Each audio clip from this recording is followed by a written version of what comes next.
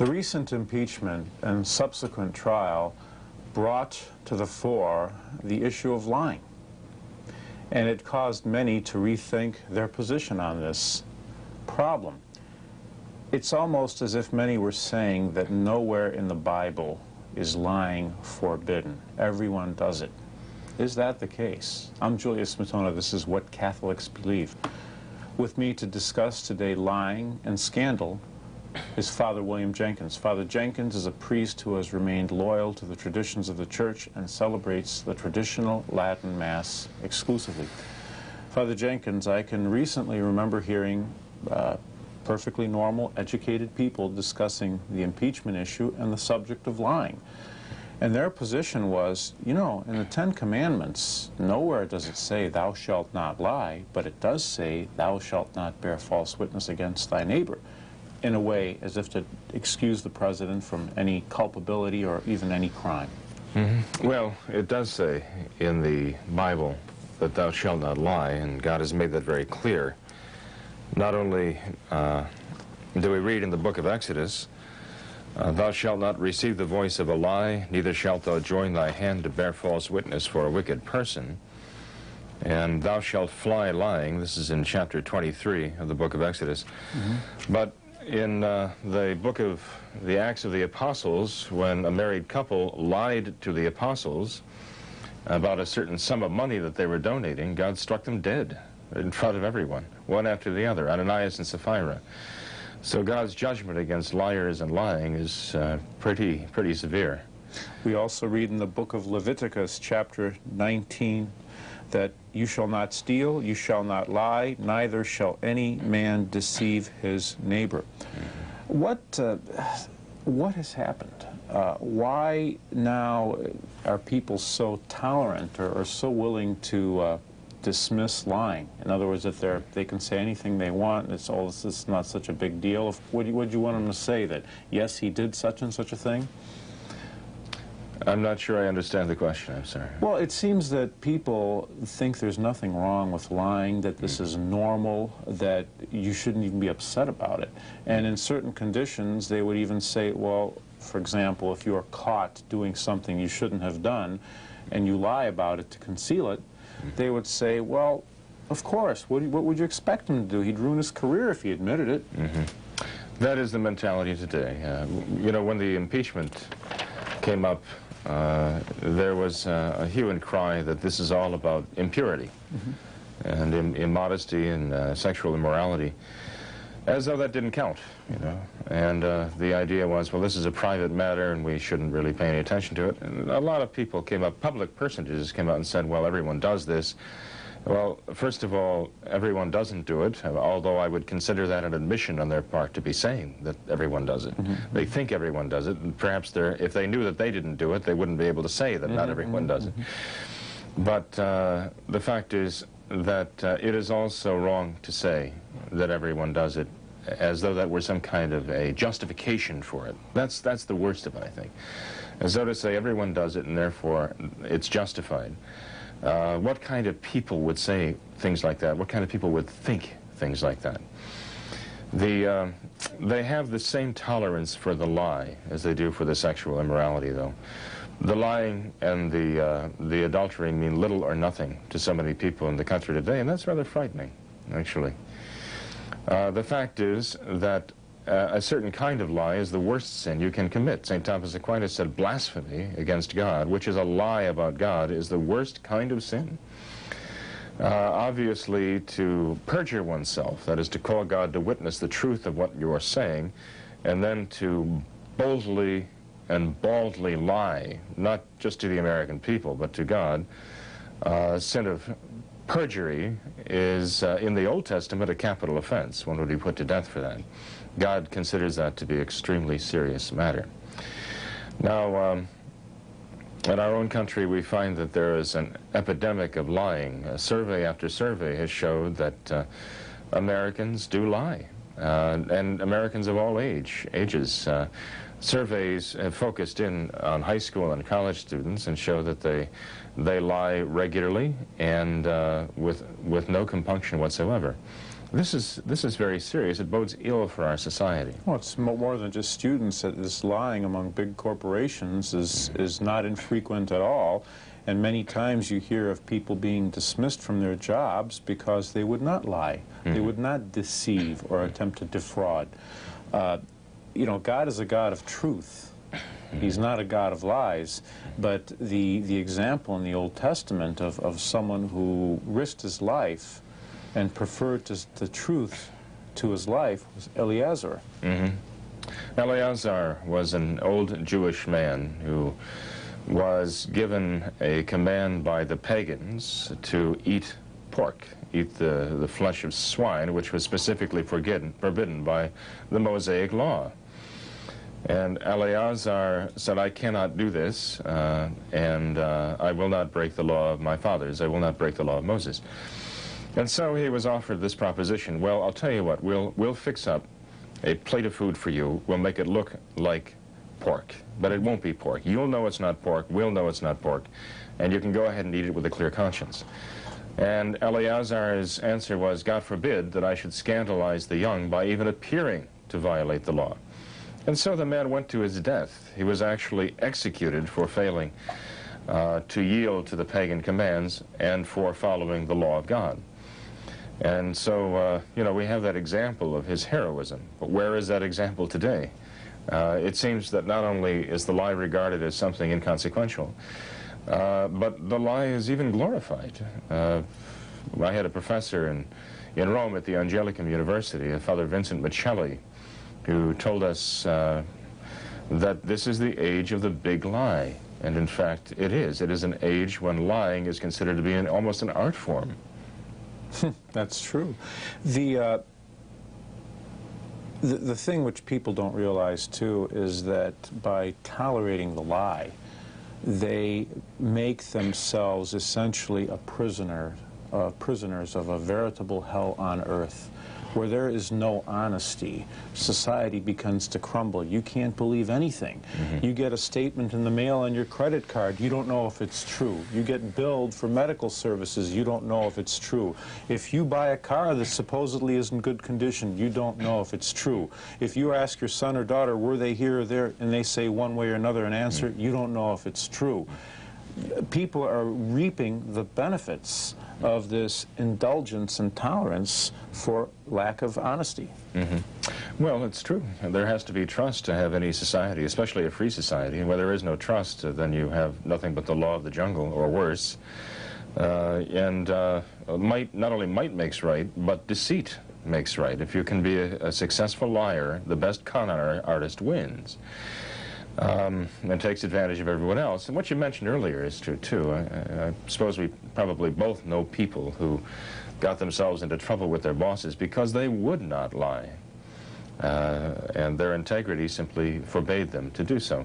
And they paid a price. And in a sense, they suffer a kind of martyrdom, maybe not unto blood, but they certainly do suffer some disadvantage. Well, they are blessed, according to the Sermon on the Mount. Blessed are they who suffer persecution for justice's sake. Yeah, well said. By the way, with regard to something you just mentioned, I thought I'd bring up this matter here. What happens to a society when there's a breakdown of truthfulness?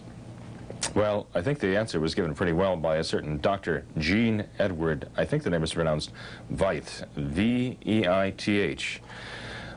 In the October 31st issue of World Magazine, he made a statement about what is happening in Russia and why Russia could not pass from a controlled communist society based upon a controlled market to a free market capitalist economy.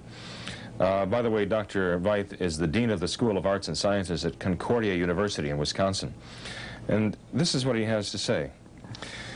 He says that the collapse of the directed socialist economy in Russia did not bring forth a flourishing free market economy. Why didn't the collapse of the iron-fisted government lead to the blossoming of freedom, happiness, and prosperity? He says that much of the reason is this: capitalism cannot flourish unless there is a rule of law. That means that contracts have to mean something. Private property has to be respected. But he says in Russia, theft, bribery, and murder have a way of putting a damper on the business climate. Corruption in the government, the bureaucracy, and the workplace stymie productive economic activity. Add the problems of alcoholism, vice, and the lack of a work ethic among employees, and no wonder the Russian economy is a basket case. And he concludes this by saying, Russia does not enjoy the benefits of capitalism because it lacks the moral infrastructure required by a free economy. The communists destroyed the nation's moral foundation, and it will take generations to build it back. And that foundation can hardly be built without a Christian reawakening. So in other words, his point is, how can you have a free society and a free market when contracts are useless because people's word means nothing? And this is what you have when you have a breakdown of truth and general morality. The overriding the concept of lying is the larger picture that this is done in a very public context. And I think the next thing maybe we can consider is the idea of scandal, which is totally foreign to people today. But scandal is defined by Bishop Morrow in his text, My Catholic Faith, as the occasioning the sin of another by any word or deed, having the appearance of evil. Now, clearly, this recent trial has certainly been scandalous and has done untold moral damage in terms of influencing others. It has done a lot of damage. I don't think it's necessarily made the country worse than it was. I think it's basically shown the problem that was there, but that was latent, a hidden problem. And so by looking at the reactions of people across the country to what has happened in the White House and all of the evidence, the sordid evidence that was being dug up there, the people's reaction showed there's a certain moral degeneration already taken place. But I'm concerned about the young, because they're the ones who are still in the process of having their consciences formed. And what did all of this display do to them? The reaction of the people seemed to tell them that lying is no major problem, that adultery is lamentable, but actually it's not that serious. And, you know, this is the chief executive of the United States of America doing this, the chief law enforcement officer of the United States of America, who has all but admitted perjuring himself. I'd say all but admitted it. And what does this mean to people? What message does this send to the young? It's very corrupting to them. You know, what concerns me most of all, well, one of the greatest concerns is this. It seems, as far as I can discern, that most of those who are willing to simply dismiss what Bill Clinton did, what President Clinton did, were women.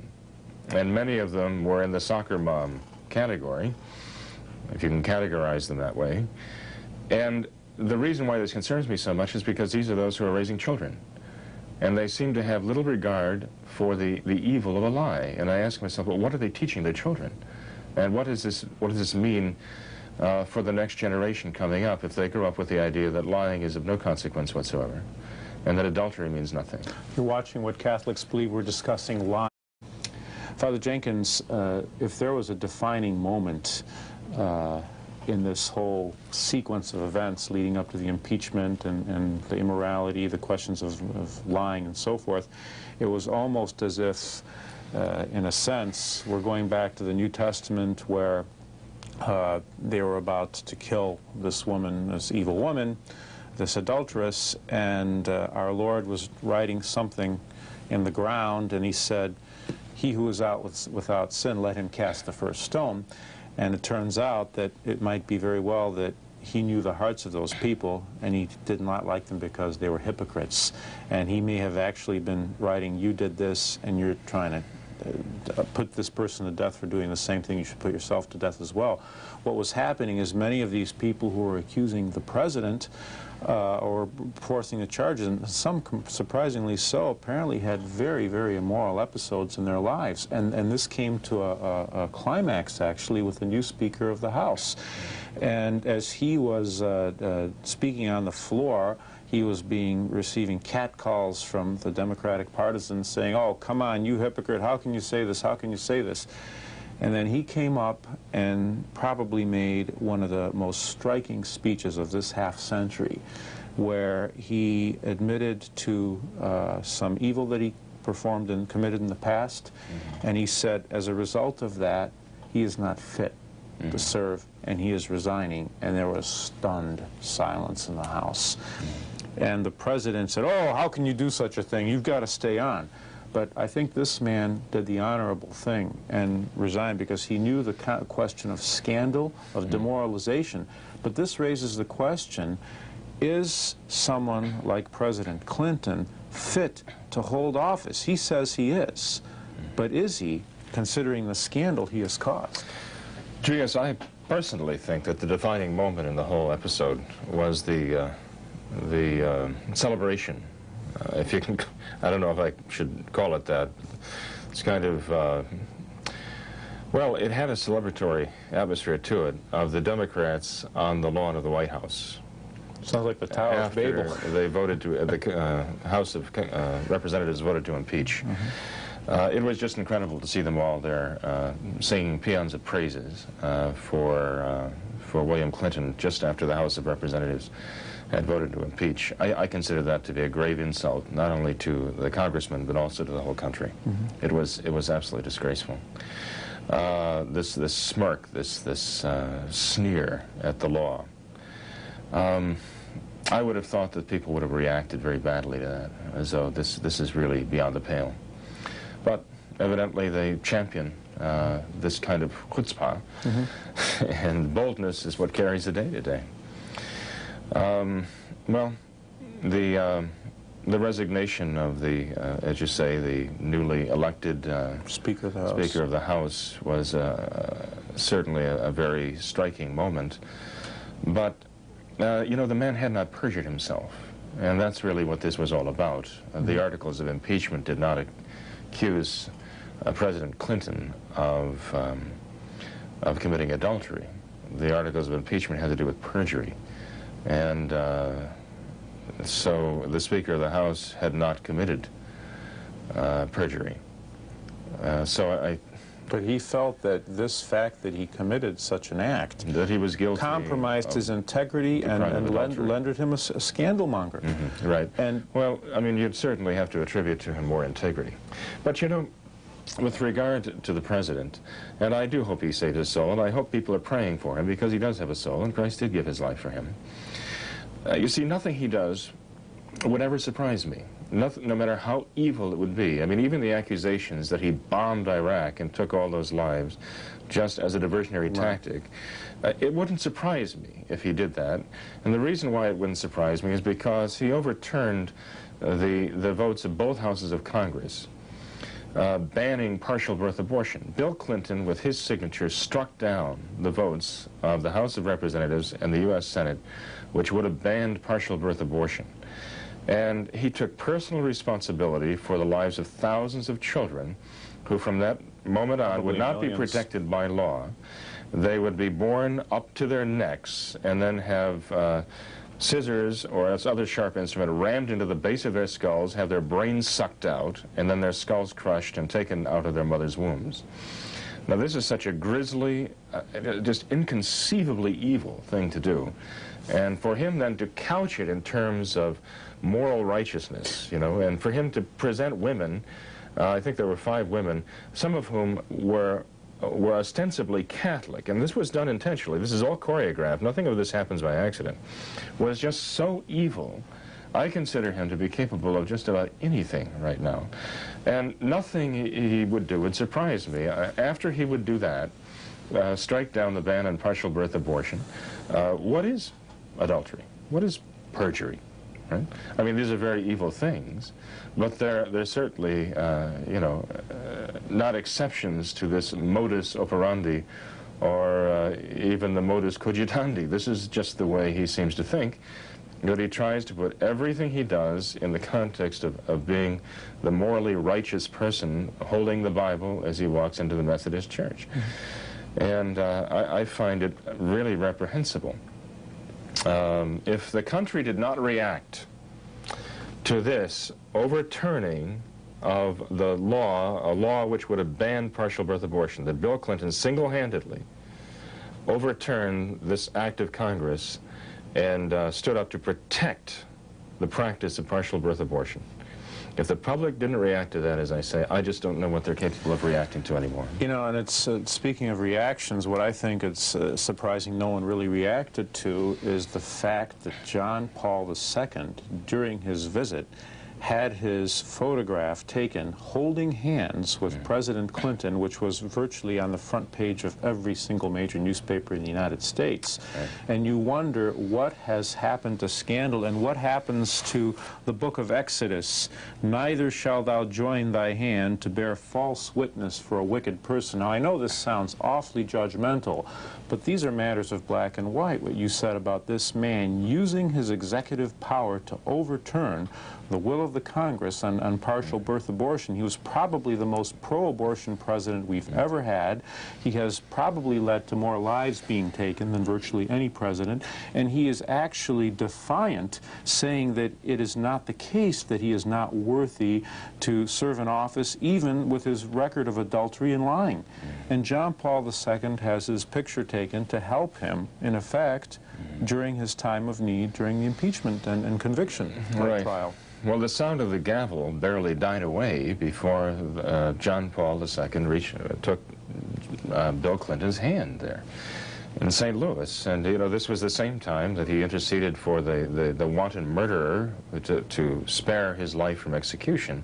And then he reached out and took the hand of Bill Clinton just after he, John Paul, had made a statement, a pro-life statement there, a general statement without any teeth to it, without any penalties to it, right? But nonetheless, a statement against the culture of death, okay? And then a man whom we would consider as having a great deal of blood on his hands in this regard, John Paul takes his hand. Now, ostensibly, he did this because he wanted to steady him, you know, or to steady himself. But nonetheless, I cannot imagine a St. Pius X doing such a thing. Well, I can't really imagine any of the popes before Vatican II ever doing such a thing because of fear of what this would tell people. Again, the scandal. What an opportunity to make a statement and say, well, I do respect you, but I cannot countenance what you've done. If this is the hand that signed that veto of the bill, then I, symbolically, I just cannot reach out to you for support, even physically. Reach out to someone else. You know, Catholics, not only Catholics, but everyone needs some kind of a strong moral statement right now, and they're not getting it from the Vatican. They get generalized statements about the culture of death and these symbolic and metaphorical statements. But to say this is wrong and people will go to hell for this, for what you're doing, you never hear that today. And you know, it's people tend to forget that St. Augustine said that if you cause someone else to sin by scandal, you are a murderer. Bishop Morrow, in his My Catholic Faith, says that by scandal, by bad example, you influence people. Now, we see this insanity that, oh, this doesn't influence me. Well, of course it influences you. Behavior and example influence you. If it didn't, there would be no such thing as an advertising industry. And somehow they totally lose sight of the fact that this has such profound consequences. Well, generally, they're much more concerned about the body than they are about the soul. And when I say they, I mean ecclesiastics and members of the Catholic Church, members of the Catholic clergy, even bishops and John Paul himself seem to be much more concerned about life in this world and life in the next. It seems to be much more concerned about human rights and divine rights. Seems to be much more concerned about the human body than the human soul. This is a problem that the Church is suffering with terribly right now, this inversion of the real priority of values and right and wrong. You know, we can only pray for these people and hope that God will bring them to a better mind. I do pray for Bill Clinton and I pray for Hillary Clinton. I do want them to save their souls. I want them to repair the damage that has been done, that they have done. By not only promoting immorality, but by promoting immorality under the guise of good. You know, God curses those who call good evil and evil good. And I'm afraid there's a lot of that going on today. You've been watching What Catholics Believe. I'd like to remind you that